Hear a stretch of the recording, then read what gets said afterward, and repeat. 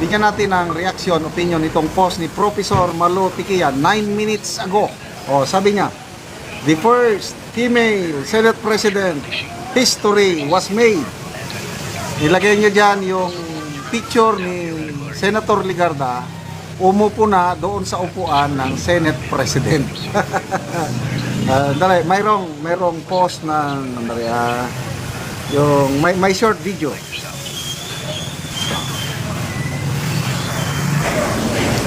Si Senator Soto nasa likod ng majority floor leader. Nakaganon siya. Yung dati niyang upuan sa taas, rostrum bang tawag doon. Senator Legarda na. Oh.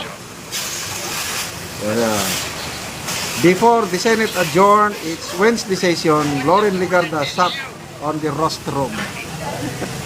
So, sa February 9 na daw, mag-resume ang session ng Senado. Suspense. Ano pa ba ang susunod na mangyari? Oh? Basta, si Professor Malo Tikia, hindi man magpo-post ito ng fake news siguro. Sabi niya, the first female Senate President, history was made. Sa kanya ko una nalaman, sa kanyang post, mga 3 days ago man siguro. We will soon witness the first Senate female President. Oh. Sabi ko, sino kaya? And then, sunod-sunod na yung mga, ako, masyado akong maligaya ngayon. Okay, magbasa tayo sa mga comments, Masyado akong maligaya. Yan, all comments. Tess Valiedo, yes! Napalitan na si Soto. Christian Amora, I think same majority pa rin sila ni Soto. Alak, ganun ba yun? Reno Queza, totoo na ba ito?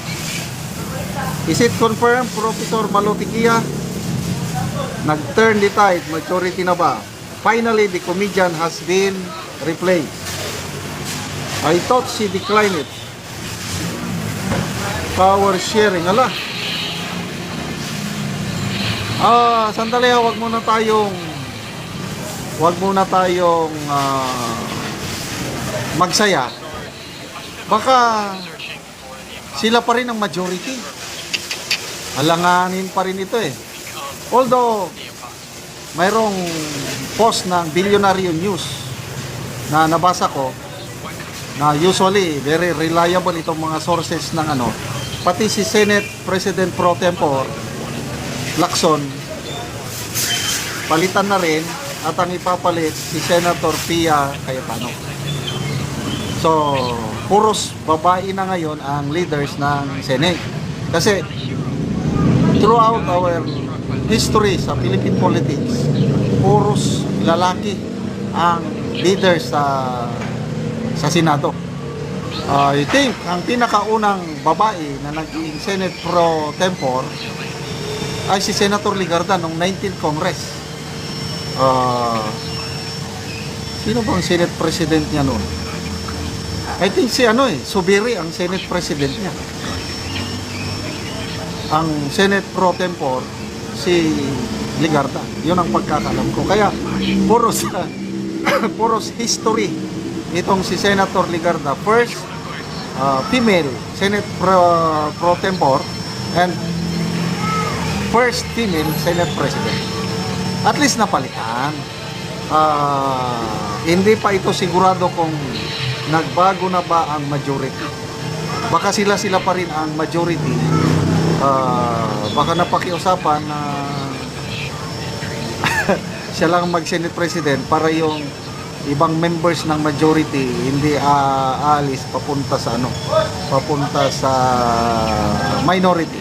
But anyway, to me, this is good news. Bakit?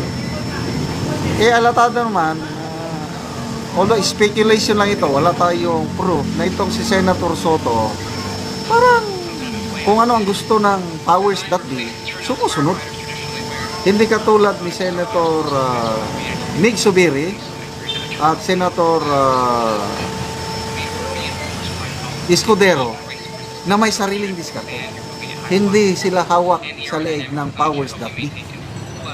Ang perception, itong si Senator Soto, kung ano ang gusto ng powers that be, eh sumusunod-sunuran.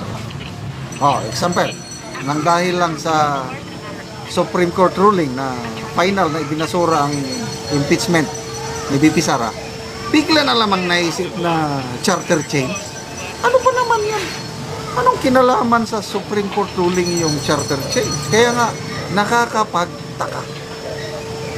Kaya ulitin ko, masaya ko. At least, hindi na yung Senate President ang kumu-question sa Supreme Court decision. Ang pangit kasi ang dating Senate President ka, tapos kini-question mo ang unanimous decision ng Supreme Court na para bagang mas magaling ka pa kaysa sa 15 justices ng ano. Although may sinasabi siya na opinion ng dating Supreme Court Justice Renato Puno, opinion ng mga opinion lang yun. It does not invalidate yung decision ng mga incumbent. Grabe naman. Anong ibig sabihin, mas magaling yung mga retired? No way. Kung sino ang nakaupo, sila yung mas susunod. At least, nawala na yung pangamba ko, yung charter change na sinasabi ni Soto.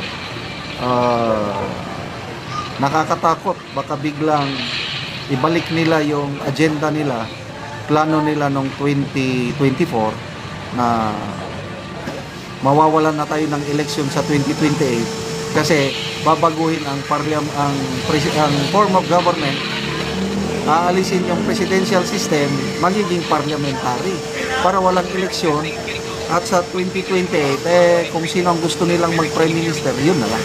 So ngayon with Ligarda, nakaupo, we can be assured kapakanan ng taong bayan ang iniisip niyan, hindi siya hawak dito. Salamat mga kaibigan sa inyong pagsubaybay sa ating channel. Nakakatulong kayo ng malaki sa tribong Talandig ng Bukidnon dahil ang sweldo natin sa channel nito is pantulong sa tribo. Namimigay tayo ng libreng yero at bako para makapagpatayo sila ng mas maayos na tirahan.